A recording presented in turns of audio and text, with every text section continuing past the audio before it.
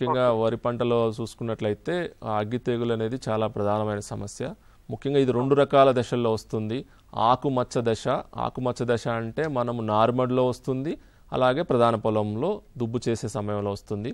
అలాగే మనకి ఎక్కువగా నష్టాన్ని కలగజేసే దశ వరిలో మెడవిరుపు ఆశించడం వల్ల అధికంగా నష్టాలు కలుగుతున్నాయి కనుక ఈ యొక్క 2 దశల్లో ఎక్కువగా వస్తుంది.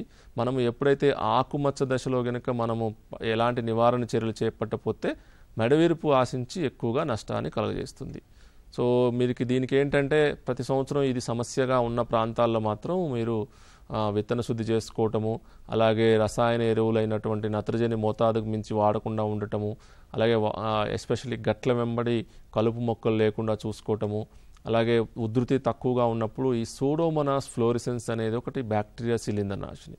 సో అంటే మనం ఎప్పుడైనా కూడా వెంటనే పురుగు మందులకి వెళ్ళటం అనేది కరెక్ట్ పద్ధతి కాదు. అంటే ప్రతిసారి పురుగు రాగానే తెగులు రాగానే అంటే మందులు కొట్టడం అనేది ఎస్పెషల్లీ వరి లాంటి ఆహార పంటలో అంత ప్రతిసారి ఆ విధంగా చేసుకుంటూ పోతే కూడా ఖర్చు ఎక్కువ అవుతుంది. సాగు కొన్ని జిల్లాల్లో ప్రశ్నార్థకంగా అవుతుంది. రైతులకి నష్టాలు చూస్తున్నారు కనుక మీరు మెడవిరుపు తెగులు ఆశించినప్పుడు కొన్ని సమగ్ర సస్యరక్షణ చర్యలు చేపట్టిన తర్వాత కూడా ఉధృతి అధికంగా ఉంటే మాత్రమే మనకి అందుబాటులో ఉన్న తెగుళ్ళు మందులు అటువంటి మనకి తక్కువ ఖర్చుతో రైతుకి ఎప్పుడైనా ఖర్చుతోనే ఉంటుంది కాబట్టి ఈ ఐసోప్రోతియోలిన్ అనే మందును 1 ఎకరానికి 300 మిల్లీలీటర్లు లేదా ఉధృతి అధికంగా ఉంది ఒకసారి మందు కొట్టినా తగ్గలేదు తెగులు ఉధృతి, ఎందుకంటే తెగులు అనేది వ్యాప్తి తొందరగా జరుగుతుంది. పురుగు అన్నకంటే కూడా తెగులు ఒకసారి వచ్చిందంటే దాన్ని నివారించుకోకపోతే తొందరగా వ్యాప్తి చెందుతుంది కనుక అలాంటి పరిస్థితుల్లో మీకు పికాక్సిస్ట్రోబిన్ ప్లస్ ట్రైసైక్లోజోల్ అనే ఒక మందు 1 ఎకరానికి 400 మిల్లీలీటర్లు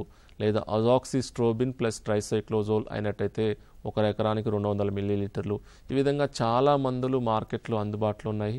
సో మీకు సమస్యను బట్టి దాని యొక్క ఉధృతిని బట్టి మాత్రమే మీరు ఈ పురుగు యొక్క మందులు పిచికారీ గురికి వెళ్ళవలసిన అవసరం.